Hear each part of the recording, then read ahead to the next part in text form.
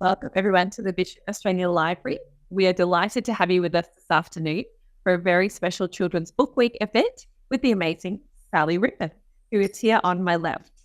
It is fantastic to welcome the Australian Children's Laureate Foundation, our Vision Australia clients and listeners, and our wider school community who are joining us online today. We're very appreciative and excited that you've joined us from your classrooms around Australia, and we look forward to hearing from you a little bit later. My name is Sarah Bloedorn, and I am the manager of the Vision Australia Library. Vision Australia Library is a national public library for Australians living with a print disability. We open up the world of books with audio, braille, and digital forms. As we begin our webinar today, I'll take a moment to acknowledge the traditional custodians of the land on which I'm hosting today, the Wurundjeri people of the Kulin Nations, and those on the lands on which we're all gathered around Australia. We pay our respects to their elders past, present and emerging, recognising their rich history over tens of thousands of years as the original storytellers of the land.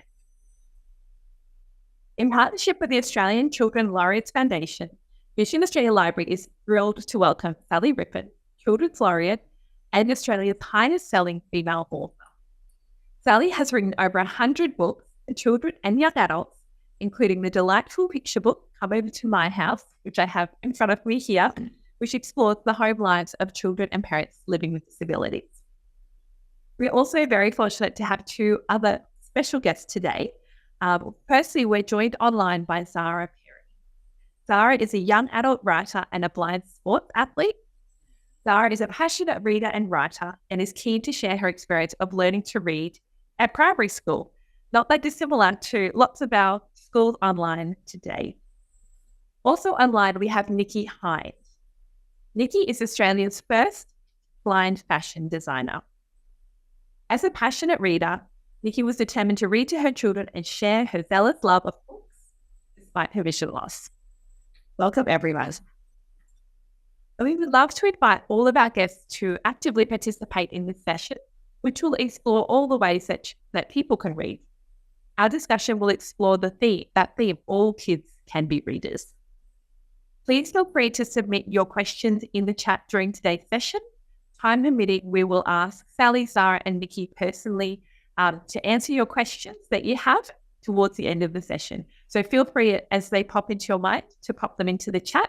And thank you also to the students who have sent in some questions already. I've got a stack of questions here ready to go. So we'll try to get to as many as we can. With all that in mind, welcome very much, Sally. So wonderful to have you with us today. I'm super excited to be here and had a really special morning this morning to be Sarah in Vision Australia and celebrating all the things that I got there. Absolutely. We'll be very privileged to have Sally throughout the whole day today. This morning we had a wonderful creative session with some of our young Vision Australia clients, making some amazing monsters of our own and learning Braille. The Braille machine is amazing. I've never seen such a thing. It's like an old-fashioned typewriter. It is. Really quite like one too. Yeah, it's very, very loud and clunky. But it does a great job. And Sally, you say all kids can be readers. Can you tell us what do you mean by that? So as the Children's Laureate, I guess if I give you a little bit of a background, and there'll be lots of people out there who probably have a similar experience. I found reading quite easy. My mum was a school teacher and we grew up in a house of a lot of books. And for my two older boys, this was the case as well. But for my youngest son, he really struggled to learn to read. And he has something that some of you may have heard of called dyslexia. And dyslexia means you're very smart, but reading is just one of those things that's going to take a little bit of extra time. So while I'm the laureate, one of the things that's really important for me is I want to make sure that if you're out there feel like maybe reading's not for you, or you find reading hard, or maybe you have a disability that means reading is going to be a little bit more challenging, to remember that there are so many ways that we can still share stories. I mean, we're sharing a story now, our year away. So oral storytelling is a really important way to share stories. Today, we learned about how some children can use Braille to read stories, and audiobooks are a wonderful way to share stories as well. So as I travel the country, and maybe I'll get the chance to meet some of you in your schools, what I really want you to know is all kids can be readers, just have to be given the right support. Absolutely. And I think we were so excited to have you come along, Sally, because that's something that we so wholeheartedly believe as a library ourselves. That a lot of people think of reading as printed words on a page, and for lots of people that's what it is, but it can also be lots of other things and can engage lots of other senses. And I've got some examples of some of those things that we use at Vision Australia Library and that we share. And some of them are not so easy to see. So I'm going to do a bit of description for you. We've got Sally's beautiful book here, Come Over to My House. What you might not be able to see from the screen is we actually have Braille on the book. This is a very special copy. This means that little people and bigger people who are Braille readers or learning to be Braille readers can enjoy the story. So you can still see the beautiful illustrations that have been done. You can still read the words, but along the bottom, I could actually use my fingers. If I was clever enough to read Braille with my fingers, I could read them by going left to right. And there's a little series of dots that make up words that tell the story. And it's the exact same story that you're getting by reading the print. And then another way that we can sometimes read, and a lot of people do, again, is with touch, but it might be feeling different objects to help you understand the world. So, for example, something as simple as a little house. For this one here, we can think about the concepts of what a house might feel like and what it's made up of if we couldn't see it. As somebody that couldn't see, they might not know that a roof of a house is often pointy. They might not know that it might have a front door that sits at the front of the house or the windows that sit above that. So we try to encourage people also to learn through, we call this tactile learning, but really that's just a fancy way of saying learning by touch. And there's lots of different opportunities to do that. And we're all doing it all of the time, as well as we go out and about in the world around us. We're touching and feeling different things and exploring them. And the more that we do that, the more we get used to what things might feel like. And then the other one we can't show you is audiobooks. And that's another one that a huge area that we work in, and making sure that there's lots of audiobooks that people can enjoy. I imagine lots of you already listen to audiobooks. Maybe you listen in the car, maybe you listen at bedtime. It's such a wonderful way to enjoy stories. So if all people can be readers, can all people be writers though, do you think, Sally? I think so. I think if you've got good imagination, and there's one other key thing as well that I use in my writing. Do you want me to tell this kid a little bit about it? That. I might just share your slideshow. Yeah, well, I'll just show one more thing. It's really gone to the slideshow. Because this is probably what a lot of you are doing already. So this is quite similar to the tactile book that you held up. This was a handmade book that I made when I was probably a teenager. I think this was for a little girl I used to babysit. And this is really how I started, that I would take bits of paper that I found around the house, some pens and papers, and pens and crayons, and color the pictures in. Just handwrote this one, not even typed up. And I would staple those bits of paper together. This one has a cereal packet cardboard cover. And this is really how I started. And there's not much difference between this when I was growing up, your age, and then for some of the children that I used to babysit, and what I do today.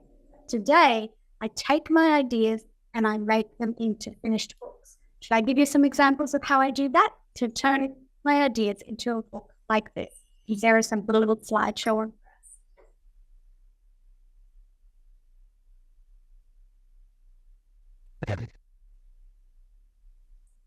So one of the questions that often when I'm in schools that children will ask me is where I get my ideas from. Because sometimes, I don't know, if you're sitting in the classroom and the teacher says it's time to write a story, it can be really hard to come up with a new idea. So often I will see children, maybe they might write a story of something they've seen before, or maybe something they watched in the movies. But the best stories come from only two places.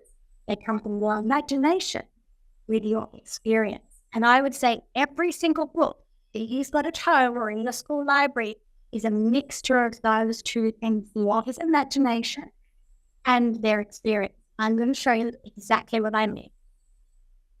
Now, on this page, you can see there's a photograph of two little girls standing side by side. There's a brown-haired girl, she's the big sister, and there's a little blonde-haired girl, she's the little sister. Now, those two little girls, they played together very, very nicely. And what I need to tell you is that they were playing a game that didn't end very well. So a few days before this photograph was taken, those two little girls became hairdressers. And the big sister in that picture, not only did she cut off her pigtails, but she also cut off the little sister's pigtails. Now, you probably guessed who those two little girls are by now. That big sister with brown hair was me when I was about 5 years old. And this is after our mum has taken us to the hairdresser to fix up our terrible homemade haircuts. So I took this memory of something that I remember doing when I was very young, and I added some imagination to come up with a story. This is a story that I wrote about Ruby Brown, and some of you might know she's a character who's probably in about grade 1 or 2, and she's playing hairdressers. And just like me, she puts her dolls on a bench in front of her, she combs their hair, she puts clips in their hair, but of course everybody knows that real hairdressers don't just style hair. Real hairdressers cut hair. So Bea has a little bit of a look around the house to see what scissors she can find to be a real hairdresser. So she pulls her plastic scissors out of her school pencil case. They're good for cutting paper, but they're not very good for cutting hair. So Lily has a look, and she opens up the drawer of the bathroom and sees some little scissors in there. And she thinks, little scissors. Perfect for doing little haircuts. And she decides to try them out. And Lily picks up one pigtail, and just like me, snip, the pigtail falls off, falls into the sink, and lies there looking like a little brown mouse. And then Billy feels very silly because she has white pigtail on that side and no pigtail on this side. Quickly, she snips off the other side. Both look the same. And now she feels very upset because Billy liked her 2 pigtails and now she has none. Just then, Billy's best friend arrives. Going to down to Billy's best friend is. That's right. Billy's best friend is Jack. And he says, Billy, what have you done? And she says, don't tell anyone. And he says, I think people will notice that your pigtails are missing. And she says, no. I'll wear a hat until they grow back.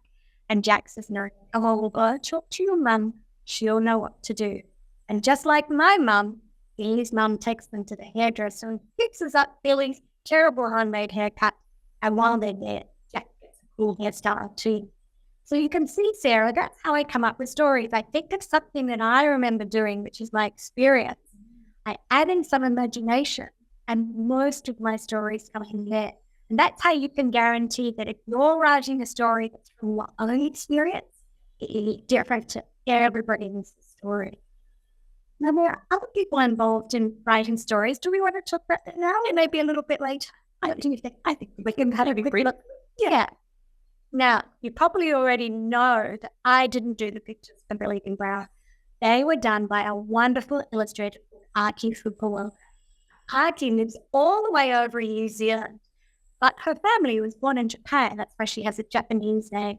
And my publisher, she's the person who puts the book together, she sent Aki one of my stories about Billy playing the soccer, Billy the soccer star. And she said, Aki, can you read this story and draw some pictures and let us know what you think Billy looks like? These were the first pictures that Aki drew of Billy. You can see they're all wonderful pictures, but all of us looked at them and we said, we love your pictures, Aki, but we don't think they're quite right. Can you change this a little bit and can you do this a bit differently? So she did some more pictures. The next one of pictures she did. And here we're getting a little bit closer to Billy. And we said, oh, yes, we like that. That's good. And can we keep that? Until Aki did over 100 drawings. And eventually, this is the one she did. You see, there's the Billy that we know and love, Billy the soccer star. And if we look at the picture of Aki, it's there. She looks a bit like Billy. Very much. She looks exactly like Billy Brown. In fact, she told me when she was drawing the pictures, her dad would look over her shoulder and say, Aki, you're just drawing yourself. And I think that was very interesting for me to learn. I think when you put yourself in your stories or your pictures, that's what makes them come alive. So there's another tip for any writers out there. But a couple more slides that I can show you. I'll just finish off with this one. Maybe this is how we came up with the Hey Jack stories. So I had written lots of stories about Billy, and I would read them to my son. This is when he was very little, and he would say, how come we never get to hear from Jack? How come Billy gets to tell the story all the time? Like, well, that's a girl. He goes, so we decided that he invites some stories about Jack. So that's how I come up with my stories. Amazing. Those are some great tips. That is wonderful. And I was going to take you through a drawing activity a little bit later. But first, we thought it would be so wonderful to hear from Zara. Zara is not too long out of primary school. She'll repeat me saying that. And so I would love to know, Zara, growing up and when you've read primary school, kind of talking to the audience that we have with us here today, what was reading like for you, and when did you love to read? Because I know that you love to read. Yeah, thanks, guys. Hi, everybody. I hope you can hear me okay. So I have always loved to read. For as long as I can remember, I've loved picture books when I was really young. I now read probably at least one book a week, of varying lengths, and it's kind of just something that I couldn't imagine my life without, which is, I think, pretty cool. But to give you a little bit of context, I have low vision. So I can see my screen right now, but I can't see it super clearly because I have a condition called albinism, which means that I'm classed as legally blind. So this means that I have to read books a little bit differently. When I was really young, my parents would read stories to me, and I'm sure some of you out there, your parents might still come and read picture books to you, or you might have younger siblings who you read with, and that's amazing. But it got to a point where I loved reading so much that the books were getting too long, or there were too many books for my parents to keep reading to me. So we thought, okay, well, how is Zara going to continue reading and continue, growing this love of books? And that was when we came across audiobooks. So I have a really vivid memory of the first audiobook that I listened to completely on my own. We were on a ski trip to Charlotte Pass, and it was the Del Toro Quest series by Emily Rodda. And I absolutely love those books. I still occasionally read them now, because even if you're a grown up or a bit older, you can still read books for younger audiences. And I think that's really cool. So I listened to that book, or that book series on that trip. And I thought, oh my God, this is incredible. This is someone who's able to read the story to me. They're performing it through their voice, and I'm still able to read these books. And from there, I haven't looked back. I listen to most of my books as audiobooks. Occasionally, I'll read books as well with large print on my phone or on my laptop, which is really cool as well. And that's where I'm at now. And speaking of phones and laptops, Sarah, are there any technologies or tools that you use that help you read or help you kind of explore things if they're printed? Yeah, so when I was younger in particular, I had something called a dome magnifier. I think that technology might be a little bit old-fashioned now, but essentially it was a big glass magnifier that I could run over a book. I now would use my phone camera for that because, they're pretty good for zooming in on things. So I'll take a picture of a page, or I'll hold my phone over a page of text and zoom in on it. And that allows me to make it big enough to read. I know some of my friends as well who have low vision will also use other kinds of magnifiers, or maybe big ones that have lights on them or that kind of thing. And so there's all different types of technology now that can be used for people like myself to read books. Any of the other end of the spectrum, we have Nikki. And Nikki, we'd love to hear when you lost your vision, that was kind of happening at the same time that you were becoming a mum and having your own little people. And I remember you telling us when we spoke how important it was that you had stories, that stories were something that were very present in your house with your boys growing up. How did they become so important to you, and how did you make sure that you had stories for your boys? Yeah, I like Zara, I loved reading when I was very little. I was one of those kids who had the patch over one eye and a great big pair of glasses on, and I could not see out of the other eye at the time at all, so I could barely see anything when they were trying to correct my vision. It did not correct, so I, like Zara, am also what's called legally blind. I have some vision, but I can see out half of one eye. So if you all close one eye and then kind of squint the other, that's approximately how I get around the world. But when I was young, very, very young, my parents read to me. And also, like Sally, I had two primary school teacher parents. So reading was a big thing in our house.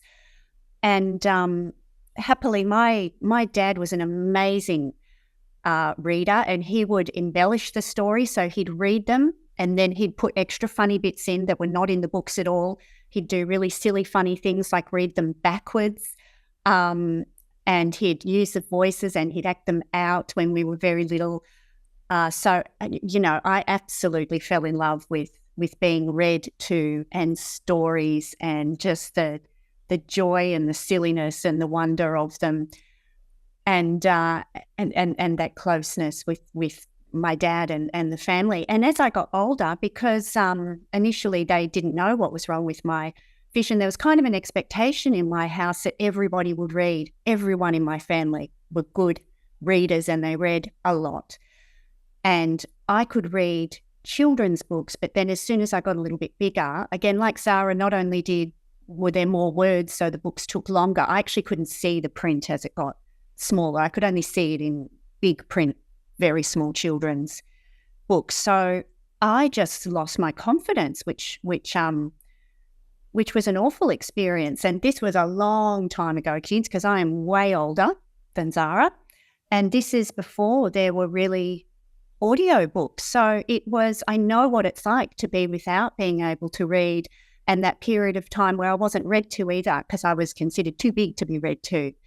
And I remember for I think it was my 11th birthday, they were cassette tapes. They were cassette tapes of The Wind in the Willows, someone reading The Wind in the Willows. So that was my first experience of an audio book. And oh my God, I almost get teary talking about it now. Oh, I listened to that over and over and over and over again, because there's something very different about that than watching a TV show, for instance. And I think part of that is as Sally was saying, that combination of imagination and experience.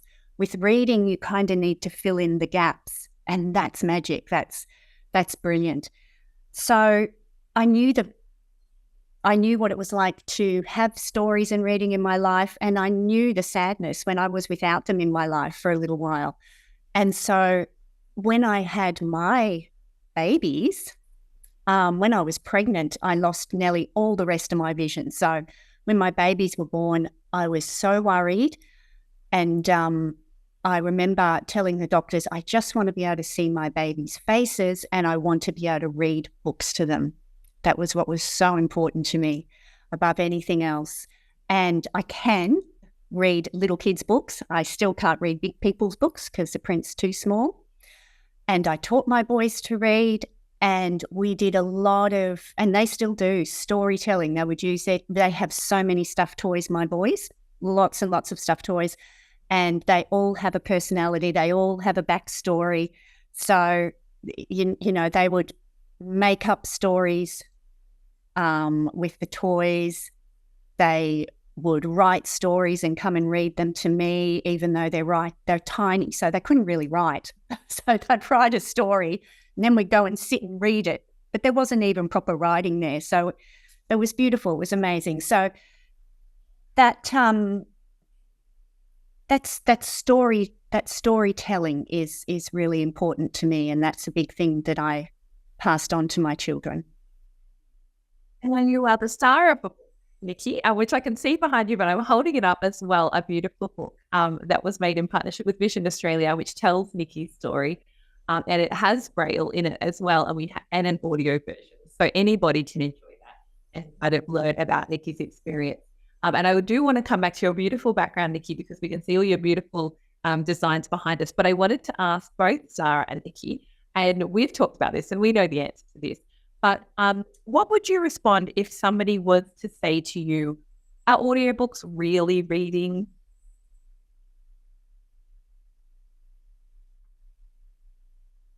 Well, I think that audiobooks most definitely are reading. I am, as I've said, I absolutely love to read, and most of the books that I read are in audio form. And I think the best thing about audiobooks is, as Nikki said, it's not quite like watching TV, but it's almost like a movie in your head, in the sense that these incredible people making the books and telling you the stories, they add embellishments. It's not like they're sitting there just kind of reading it in a drony monotone voice. They're performing the story. And so I think, it's obviously a different form of reading to reading it on a page, but it's still just as important for the people that do listen to audiobooks because it's how they absorb those stories. And I think at its heart, reading is about gaining those stories and experiencing the worlds of the characters and all these amazing things that you can get from reading. So however you do that, I think it's, it's just as valid or just as relevant for the people, who are reading them. So, if any of you out there, if you listen to an audiobook in a car, I'd say, yes, that's reading. Or anyone who may have come across Braille or who's now learnt about Braille today, people who read Braille, that's also reading, even though they're doing it with their fingers, people read with their eyes or people read with their ears, it's all still reading.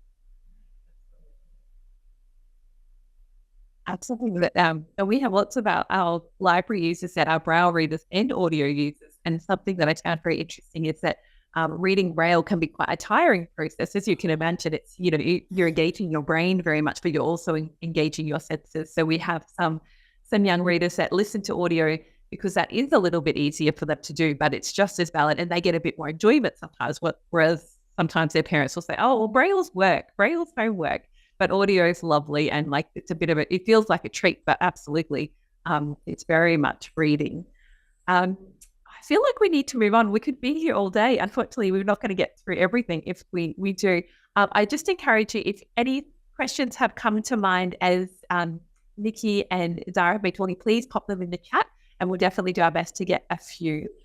We are going to come back to Sally, who's going to do a little writing exercise with everyone. So hopefully we've got some paper and pencils in your classroom. If not, you just wanted to grab those and we'll make a start on that. I think I'm going to read a story and then take a trip. Oh, Laureate. Okay. Yes. Well done. So while you get ready, so we're hoping that you've got pencils and paper, and I have something very special to share with you because I was so inspired by meeting people like Zara and Nikki and coming to Vision Australia and seeing all the different ways that people share stories and all the ways that we can present stories.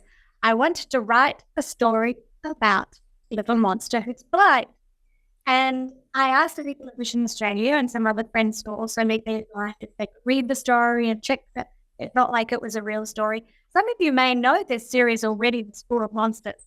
Well, this is a brand new monster, and this is a very sneak peek because this particular book is not even in the bookstores until the end of the year. But just because it's book week and we're here at Vision Australia, we thought we might share the story with you and I'm going to take you through some drawings, how to draw your own. Give it dark.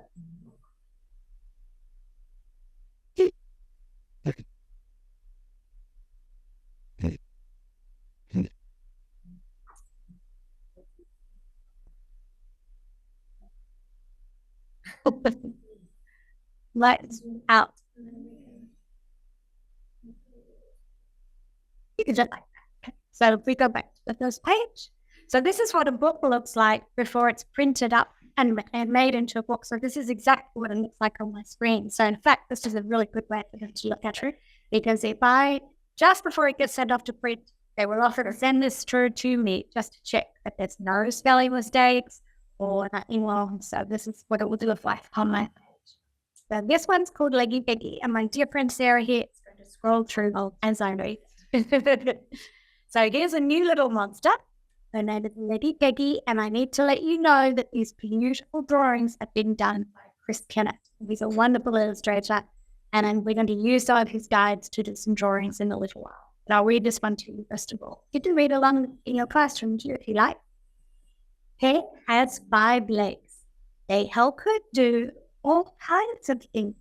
They stretch too, and help her run and climb with speed. You can see that Peg has a little guide monster to help her get around, and that little monster's saying, whip, whip, whip, whip. And as she's blind, they help her read. We see she's using Braille, like what we were talking about before. Yeah, and there she's with the little guide monster. She's using some of the long, stretchy legs to read that book in Braille. The class is reading on the floor. When Teacher Pat knocks on the door. Knock. Pat thinks they'd like to watch a play. My class has practiced hard all day. They're putting their hands up. Everyone wants to go and see the play. Let's go, says Peg, and grabs her pet. Let's find the best seat we can get. They go. And here, one of Peg's classmates doesn't understand that there are lots of ways that people who are blind or vision impaired can tell and share stories. So he says to his teacher, "Why, Peg," says Greg, "she cannot see." But Peg just shrugs. "I'll sit with B." I wonder what B's going to do. She's going to be a very helpful friend. The play is fun. Peg laughs with B. Whispers, balls that she can see. Sarah, like it right? If there was something up here that I couldn't understand, you could tell me about it. You would anyway describe what was in the kitchen, so you could tell what was from what is the play. That's another way you can tell people in my vision. Then if we need a bit of extra help. Yeah. Then, from the stage, Peg hears a shout. "Oh no! Oh no! The lights are out!" Oh, there's a tentacle there. If we go back. Oh, I missed. I know, BBC. Someone turned the lights out. The monsters howl and wail and bark. They crash and stumble in the dark. No one can see anything. All so loud that no one hears the queen on stage who's close to tears. And look, the monster is picking up on something. He's going, "Yip, yip, yip, yip." I think he just goes.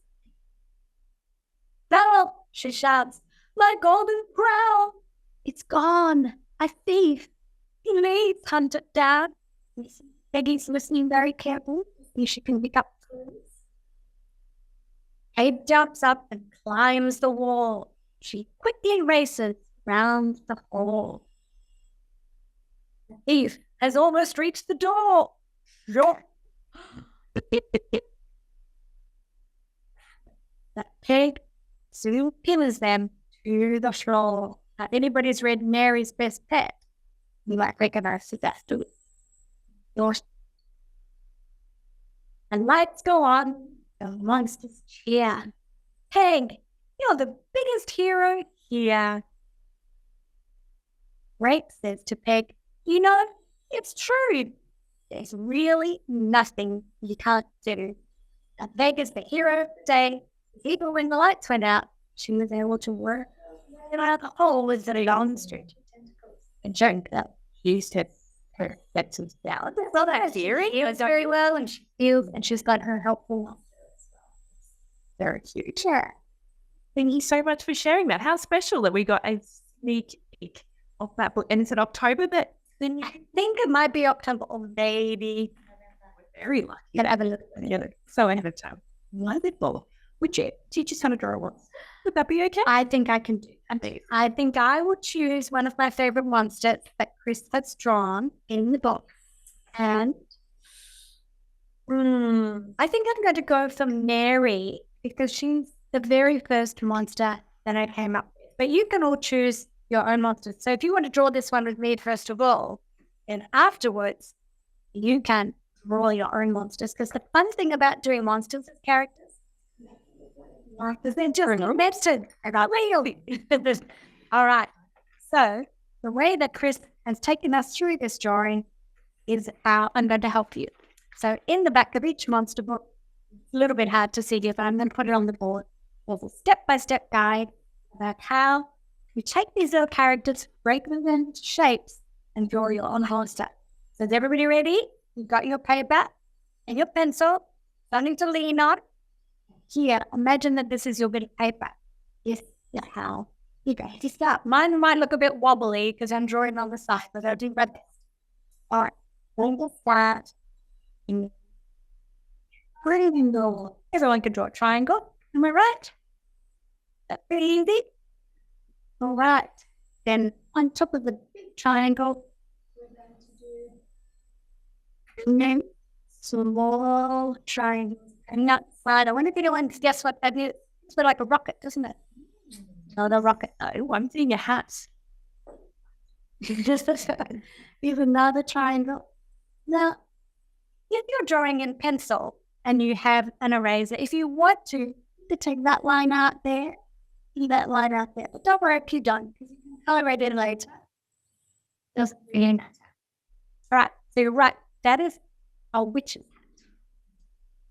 Now we're going to do Mary's dear little face. It's really just a circle underneath the hat like that. Very easy. Underneath that, you're going to do shape like this. So simple. Lots of shapes put together. Bottom of the dress. 2 little legs. Everybody keeping up okay? But something very important in her face. She's going to see, what does she need, Sarah? But the eyes are easy. But some of them have lots of eyes. Very big eyes like that. And something to smell it. A little nose like that. Can everyone do that? Better. So she can smile and talk. Like that. Everyone got a smiley witch? You might have a grumpy witch. You're a smiley witch. Meet the ears. Earwig. I'm just copying Chris's drawings. Remember, he's the very clever drawer. And for buttons. And the front of her dress. Ethnic gag. This witch. Pigtails. So she wants 2 little proud shapes out of the back of her head like that. That's her pigtails. And the arms that she can carry a magical wand about to do magic. Even though actually not allowed to do magic at school, does it anyway. Sometimes she breaks the rules. You get that and panel. That's just sausages. You wet into your hands. And she has cute little boots. One little boot.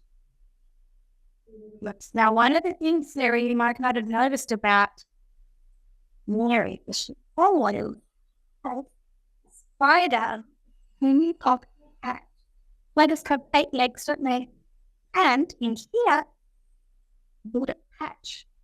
On her hat, she keeps her little monster hidden away. The fringe, more hair, hard hair. You can decorate her however you like. So you know, with the colour in her dress, not with the colour in her hat. You might want to know what that would look like. It's like a flinty. It'll fly around like a witch. A bloody stick. Or a black cat. What else could you do for a witch? It's fine. You're going. Yes, beautiful. Thank you so much. I hope everyone enjoyed making your drawings in your classrooms.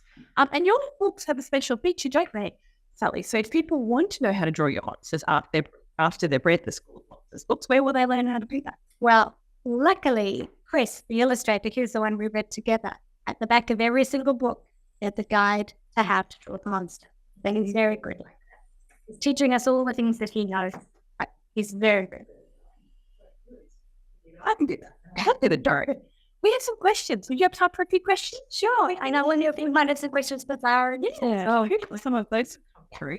We've had some that came in a little bit earlier. I like this question. I know we've talked a lot about creativity, but also experience and then your imagination. But Ruby and Harrison from St. Joseph's School have asked, particularly of your Billy B. Brown books, do you get the ideas from other books, your life, or do they just pop into your head? Well, good question, Ruby and Harrison.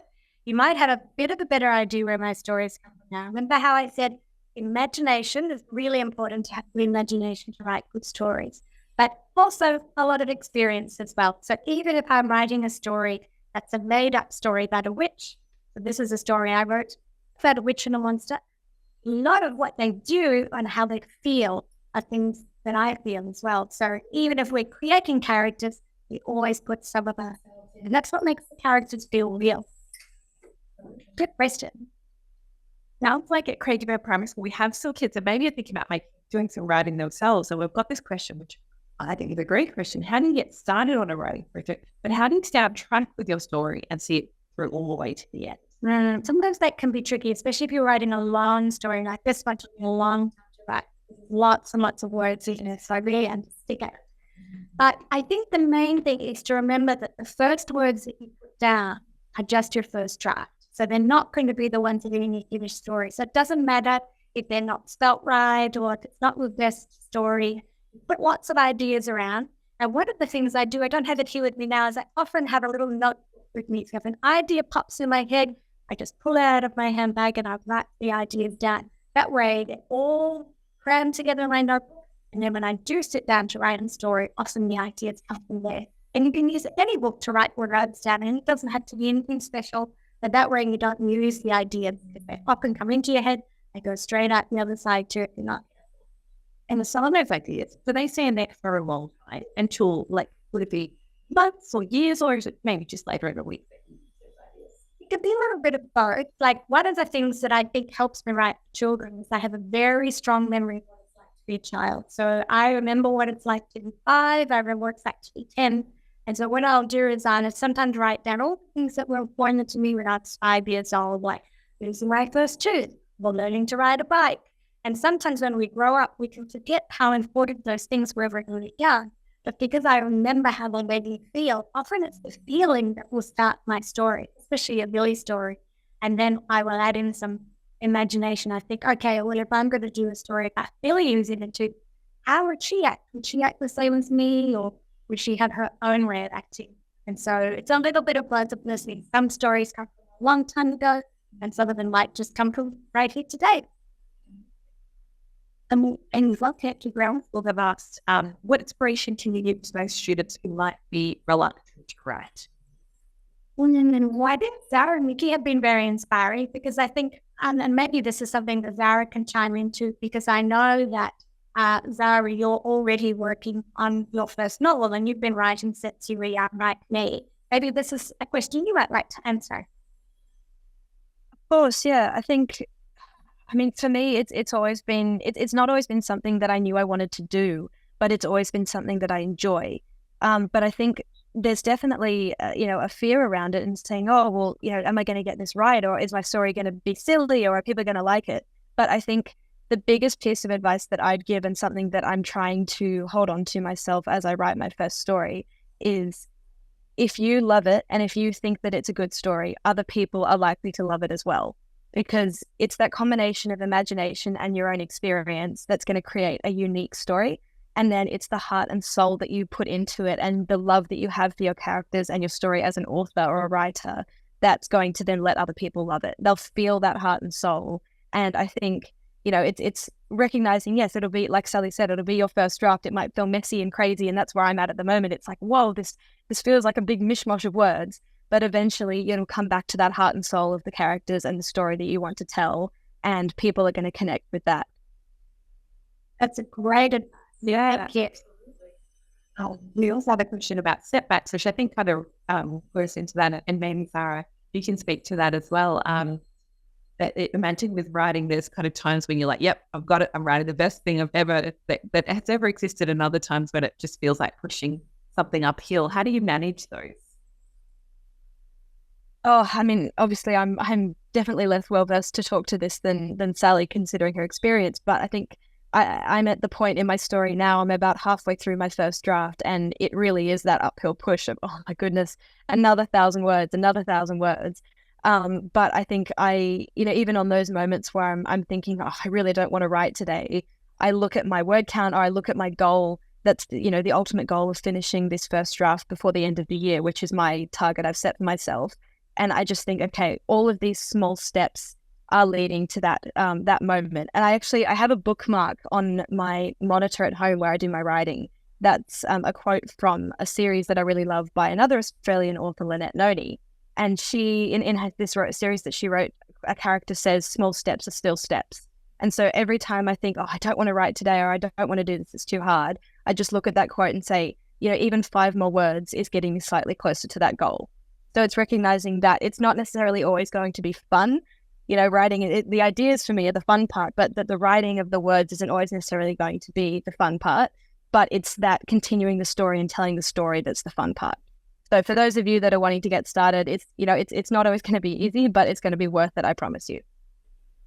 That's such a great answer. I'd like to ask Nikki too how you've managed setbacks, Nikki, because I wonder when you were growing up, when you found it hard to see, if there were ever people that would say to you that there are things that you cracked to, like in the book of Lenny Piggy, where her classmate says, well, why would Piggy want to go to see a player she can't see? Did you ever face those kind of setbacks?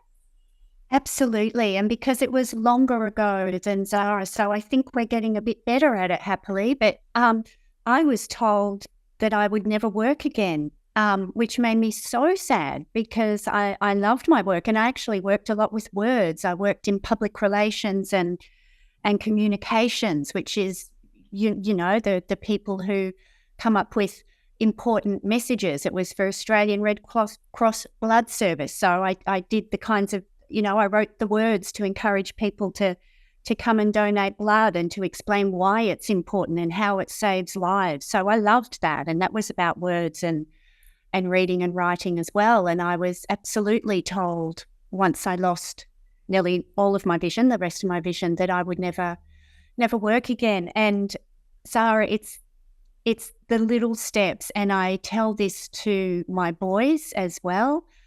You can never take away even one step forward.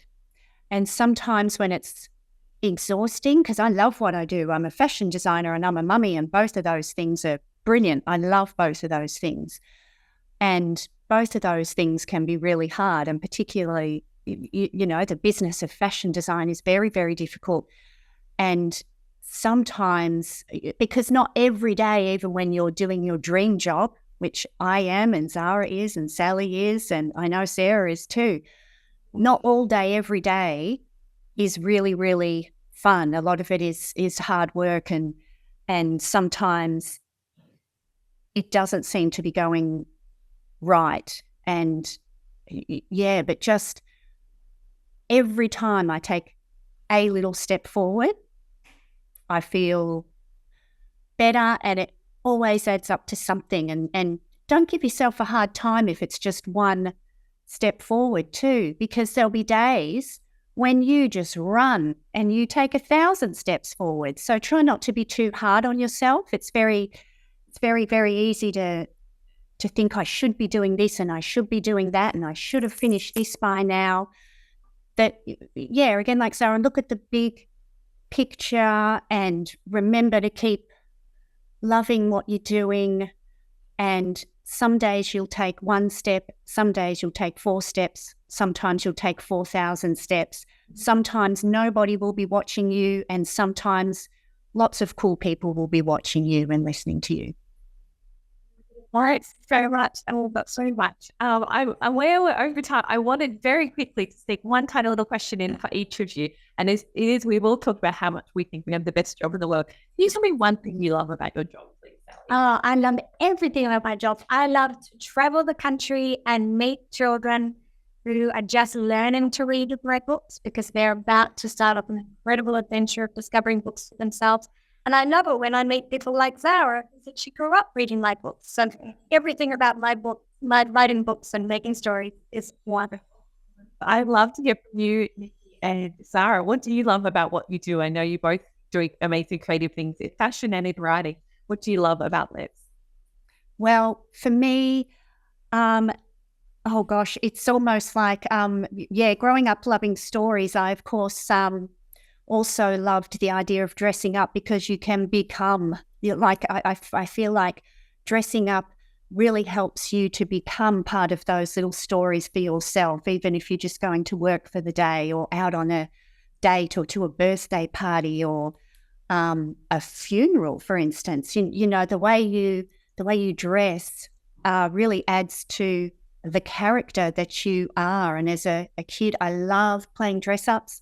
So I think one of my favourite things about being a fashion designer is I pretty much get to create and play dress-ups as an adult. Amazing. Zara, maybe we can finish with you. Yeah, I mean, I think I'm well, for those of you that may not have realized now, I'm only just out of school and I'm kind of currently studying at university as well. But I'm doing lots of different bits of work at the moment. I work in disability advocacy or talking to people about disability. And then I'm also writing my book and doing lots of writing as well. And I think the best part about all of that, does come back to the stories again and my opportunity now to share all different kinds of stories with people like you guys, or even with grown-ups and people who, may not know so much about disability. So I've grown up with so many amazing role models and people like Sally who are writing stories that I love to read, or people like me with vision impairment who are a bit older. And I'm, just amazed now every day that I get to be one of those people for people younger than me. So I think that's the best part about my job, is getting to share stories now with people younger than myself, like I experienced when I was growing up.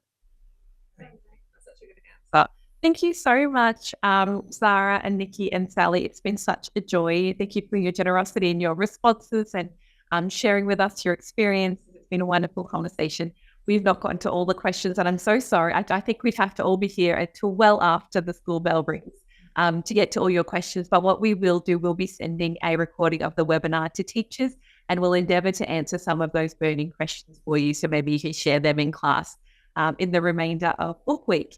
Thank you so much for everybody that came along. So wonderful, so grateful to have you as an audience. We hope to see you again at another one of our programs. We hope you continue to enjoy Book Week and have a wonderful afternoon. Take care, everyone.